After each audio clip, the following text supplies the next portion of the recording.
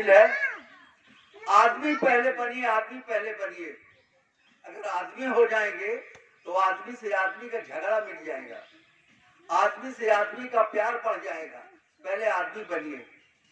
अंधविश्वास, ये पूरा समाज अंधविश्वास में जकड़ा हुआ है। इसी को कहते हैं दिमागी गुलामी। एक गुलामी प्रथा थी हजारों साल पहले से, वो अभी भी चली आ रही है। अभी भी वो गुलामी है। जहाँ भी आप काम करते हैं, चाहे सरकारी चाहे प्राइवेट, आप उससे गुलाम है उतने घंटे के लिए। खेती में मजदूर काम करने आता, उतने घंटे का गुलाम है। दिमागी गुलामी, राहुल जी ने लिखा है, राहुल सांकृत्यायन ने, कि अपने दिमाग से काम नहीं लेते। हमारे बाप दादा करके चले आए हैं, तब इसलिए हम कर रहे हैं। हमारे बहनोई का कर्मठ ये लोग कर रहे थे तो हमने भी किया। 7, 8, 9 चाचा बाबा दादा दादी माई पत्नी का, हम भाई लड़के सबको बनारस, बड़े चाचा की इच्छा थी बनारस के। बाबू पिताजी कैंसर था, हम माता गए बम्बई, बहनोई चाचा थे वहां मर गए कैंसर से। और वहां वो इलेक्ट्रिक सौदा वहां जलाए गए इलेक्ट्रिक से और साइन में। और जिस वक्त कंधे पर रखना था, मैं उनका पुत्र था, बात 77 की है, 78 की। वहां मेरे बहनोई, मेरे चाचा, मेरी बहनें, मेरी भांजी, मुझे जानने वाले 10-5 जो आ गए थे, सब देख रहे थे मेरी तरफ, क्या आज ये राम नाम सत्य कहते हैं कि नहीं कहते। मैंने कंधा जरूर दिया, कंधा देता, मैं उनका पुत्र था। जो सत्य था वो कर रहा था, असत्य का नाम क्यों लूं। मैंने नहीं नाम लिया।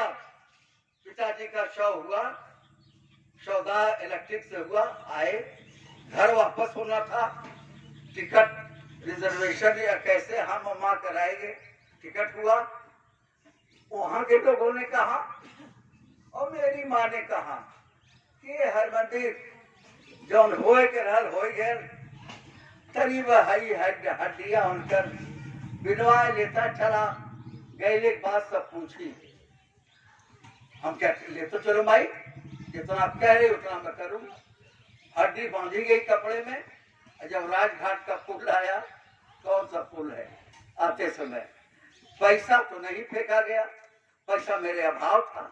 मैं तो बनारस से, बम्बई से दोस्त से कर्ज लेके चला था कि मैं ही घर का मालिक हूँ, मैं ही जिम्मेदार हूँ।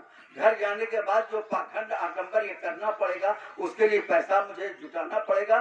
तो मैं एक दोस्त से पैसा मांग लिया था और उस पैसे को मैंने 30 साल के बाद चुकाया, बाबू कमला सिंह। और वो पैसा 400 रुपया उस जमाने का। और अब पति आदमी, उसने कहा क्या कर रहे हैं। मैंने कहा मैंने पिताजी की मौत पर आपसे कर्ज का करके लिया है, आप मेरे लिए 1,50,000 खर्च करते हैं, वो खिलाते पिलाते हैं, वह नहीं वापस करूंगा। लेकिन पिताजी मरने के नाम पर मैंने आपसे कर्ज लिया था कि घर जाके, इसलिए कि बहनोई चाचा वैसे ही दवा करके टूट चुके थे, कम आमदनी थी, उनसे पैसा मांगा नहीं, वो लोग टिकट कटाए और वो पैसा उनका मैंने वापस किया। घर आए, सौदा हुआ। मित्रों, इसको कहते हैं तर्क। अंधविश्वास से दूर होना बड़ा मुश्किल है। अरे क्या करें, लोग करे चलिए, तो आ रही सामने छठ, ललरी छठ आ रही है। तुम ग्रेजुएट, पोस्ट ग्रेजुएट मेरी बेटी बहनें यहाँ बैठी हुई हैं। कहना चाहता हूँ कि अगर अपने पिताजी को श्रद्धांजलि कर रही हो, मेरे ऊपर विश्वास है, मैंने भी तुम लोगों को प्राइमरी से जूनियर तक कितना पढ़ाया लिखाया है, घर रख करके पढ़ाया है। जब घर नहीं रहता था तब भी, और यहाँ आता था तो केवल यही बकअप करता था, पढ़ो पढ़ो पढ़ो, खूब पढ़ो खूब पढ़ो। रामजी तिवारी ने काम किया। तो इस शोक सभा का सबसे बड़ा संदेश, पैगाम यही है कि आप अपने अपने घरों में अंधविश्वास से दूर होइए। मेरे सामने जो नौजवान मुझसे मिलता है और हाथ में रसरी पगाहा बांधे होता है, उससे मैं जरूर, अगर मुझसे बात करता है तो मैं उससे तर्क करता हूँ, इससे तुम्हें कोई फायदा हो तो खूब रसरी पगाह बांधो, नहीं फायदा है तो क्यों बांधे हो? ये तो तुम सूत बनाने वाले का, रंगने वाले का और पंडित जी लोग जो अंधविश्वास का प्रचार करते हैं, दुर्भाग्य से पैदा होने से लेकर के मरने तक जो ब्राह्मण यजमानी के भरोसे रहा, आज मैं समझता हूँ दरिद्र बन के घूम रहा है। और राम जी तिवारी ने जीवन में कभी यजमानी की चर्चा नहीं किया। आज राम जी के दरवाजे पर यह शहीद मेला लगा हुआ है। मित्रों, तर्क कीजिए, अंधविश्वास से दूर होइए। ललनी छठ या त्योहारों को यह व्यापार हो गया है। व्यापारी उसका प्रचार करता है, बिजली की झालर लगाता है, मेला सजाता है, सरकार उसका प्रचार करती है, विज्ञापन करती है। तो आप अपने परिवारों में, अपने घरों में तर्क कीजिए। मेरे बचपन में जितने बच्चे पैदा होते थे, नरकटावा हंसुआ से नार काटा जाता था। 100 में 60-65 लड़के मर जाते थे। और याद है कि ऐसा विदीर्ण रुलाई औरतें स्वर निकाल के रोती थी कि पत्थर पिघल जाए। आज भी गांव की औरत कायदे से रो दे तो कौन आदमी है जो नहीं रो सकता उन बच्चों पर। आज दवा चल गई, आज अस्पताल में बच्चा पैदा हो रहा है, उसी का बच्चा मरता है जो बस इंतजाम ही करता है, दवा में यकीन नहीं करता है। तो कहां से कहां दुनिया चली गई। इसलिए मैं अपने दोनों भांजों से कहना चाहता हूं, कम्युनिस्ट होना आसान नहीं है। तुम कम्युनिस्ट मत हो, आदमी हो जाओ। आदमी बन के बंबई कमाओ, दिल्ली कमाओ, घर कमाओ। अंधविश्वास से अपने को दूर रखो, खूब शिक्षित हो, खूब पढ़ाई लिखाई कराओ। इसीलिए खोजा कि चल रहा हूं, मुझे अंधविश्वास पर 2-4 शब्द बोलना पड़ेगा। शोक सभा में ये किताब ले आया हूं। 2-1 लोगों ने खरीदा है, 10 किताब बची है। चाहे तो मेरी भांजियां खरीद सकती, 20 रुपया लूंगा एक किताब का, किसी को मुफ्त में नहीं दूंगा। आप भांजी खरीदे, बहन खरीदे, बहनें खरीदे, आप लोगों से खरीदे। ये 10 किताब है, इसको आप लोग जरूर खरीदिएगा। कामरेड राम जी तिवारी से 2 मिनट और। शादी के बाद हम लोग 1 साल 2 साल आजमगढ़ में पढ़ते थे। खाना बनाते समय हम लोगों की तकरार भी हो जाती थी। मेरी आंख कमजोर थी, धुआं लगता था। राम जी तिवारी से मेरा साथ शादी होने के 10 वर्ष बाद संजोग ही था। 2-3 बारात, नात बात रिश्तेदारों की 2-3 बारात इकट्ठा मिल गई और दोनों जगह हम लोग निमंत्रित थे। मैंने कभी उनसे नहीं कहा कि कम्युनिस्ट पार्टी में आइए। याद रखिएगा, मेरा बारात में रहना सहना, बारात के साथ व्यवहार, खाना खाने जब बैठा, पत्तल पर एक कवर भी मैंने जूठ नहीं छोड़ा, पत्तल चाट के खाया।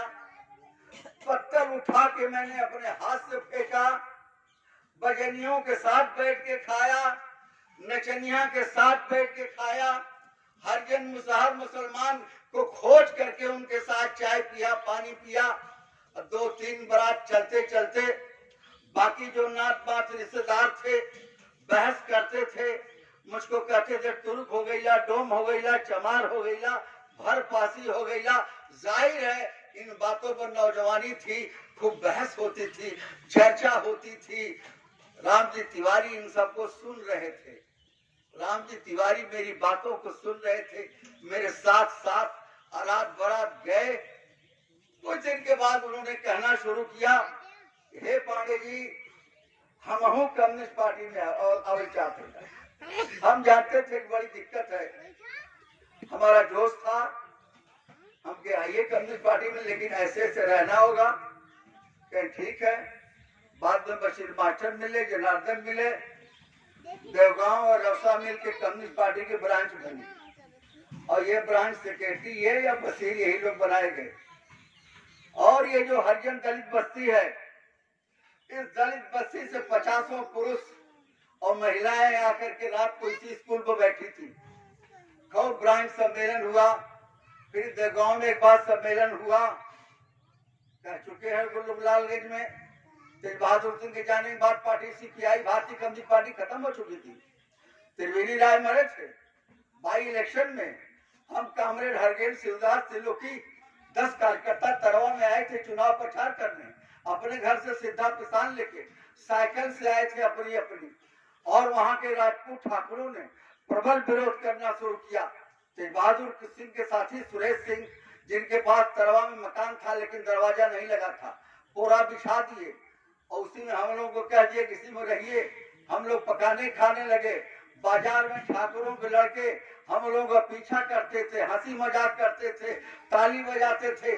लेकिन 10 दिन चलते चलते सब मात खा गए और सब आदर से नमस्ते करने लगे। और जाते समय जब हम लोग वापस आ रहे थे, उन्हीं नौजवानों ने आपस में चंदा करके चाय पिलाया। 100 या 50 रुपया कमला सिंह हम लोगों को दिया था कि गुरु जी गलती भई, रास्ते में आप लोग चाय पानी करके जाइएगा। जब सिद्धा किसान घर का खत्म हो गया तो हम लोग गाना गाते थे, उठो सोने वालों सवेरा हुआ है, हसुआ हथौड़ा का फेरा हुआ है, हसुआ बाली का फेरा हुआ है। सुबह तरवा में प्रभात फेरी करते थे, गांव में ये गीत गाते थे और हसुआ बाल निशान बनाते थे और गरीबों से चावल दाल आटा भौरी और गोईठा मांगते थे। ये करके तरवा में गए। उसी के बाद तरवा के इदरीस उर्फ मजनू को तरवा के राजपूत लड़कों ने बहुत पीटा। बिहार से मुकेश सिंह आए थे। मुकेश सिंह मजनू को लेके गए बिंद्रा बाजार। कोई मदद के लिए तैयार नहीं।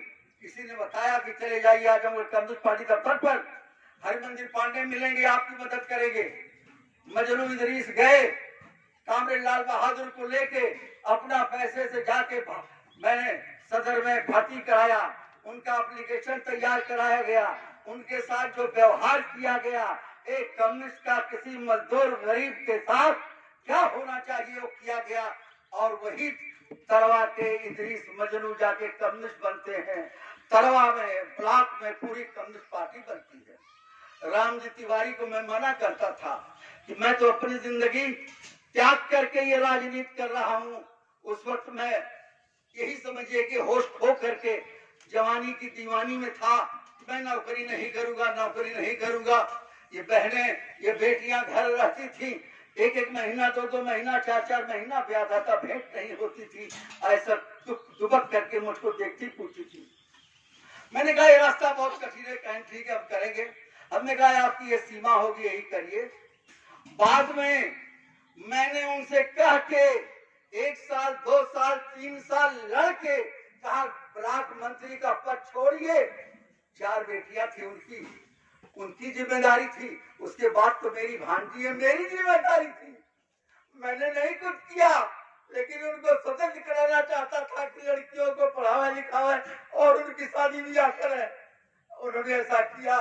मित्रों, रामजी तिवारी इस बात के लिए राजनीतिक इतिहास में सदैव आपको याद करना चाहिए कि तेज बहादुर सिंह झारखंडे राय के बाद तरवा में और लालगंज में हरिमंदिर पांडे की शुरुआत नेतृत्व में कामरेड रामजी तिवारी, कामरेड बशीर अहमद के नेतृत्व में पार्टी बनी।